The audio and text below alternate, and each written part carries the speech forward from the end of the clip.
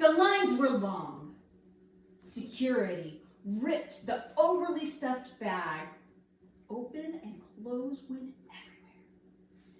There was toiletries flying everywhere. There was sanitary pads and tampons flying everywhere. The airport was packed. The girl turned bright red. She was embarrassed, of course. And security kept asking so many questions. Security kept asking so many questions. Why are you traveling alone? Where are you going? Did anyone give you anything to take with you? They were really harsh and really mean. The security team was unsatisfied with any of the answers, so they took her to a dressing room with only a curtain as her privacy and strip searched her. At 17, she was terrified, but she cooperated. Eventually, security realized she had nothing to hide, obviously. So they let her repack all of her belongings, and she had to race to catch her first flight as a solo female traveler. Welcome to my speech. Today, we're going to talk about traveling, and more specifically, solo female traveling. I know it's right up your alley. You might be wondering what kind of story that was to start with. And why would I start with a speech like that?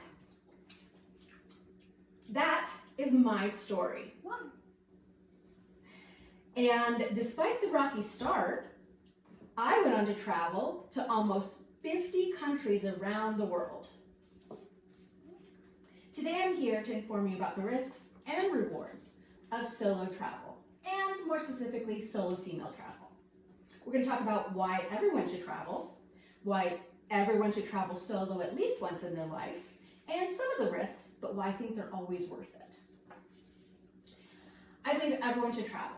It's a rewarding experience, and there's studies done by University of Texas that show that we, long after everything is done, we cherish those memories of experiences much more than we do of material goods. This is something that you'll be able to pass on stories to your children, grandchildren, and friends and family alike. I think everyone should travel solo at least once in their life because it does create a level of comfort within yourself. It creates a level of self-reliance and it builds your confidence. For example, it doesn't have to be something that you go halfway across the world. It could be something that you just do in your own backyard. You can start small by going to the movies alone or eating out alone. And all of these things can help you grow as an individual. Now, I want to cover some of the risks, but also kind of why I think they're worth it.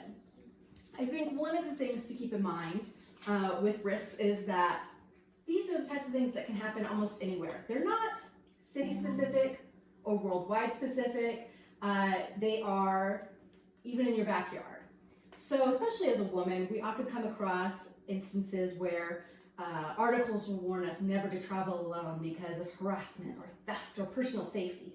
But the reality is that as women, we face these issues even in our own backyard. This is not something new. And the same thing goes as a solo traveler. So I don't believe those are good enough reasons to not travel alone. And because I think that this is something that will always teach you to be aware of your surroundings, especially when you do this.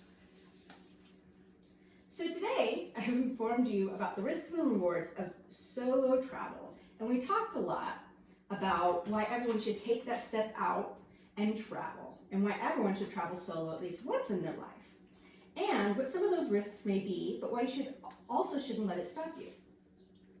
I hope that knowing these risks that are involved won't keep you from traveling, as there are plenty of uncertainty in our own backyard.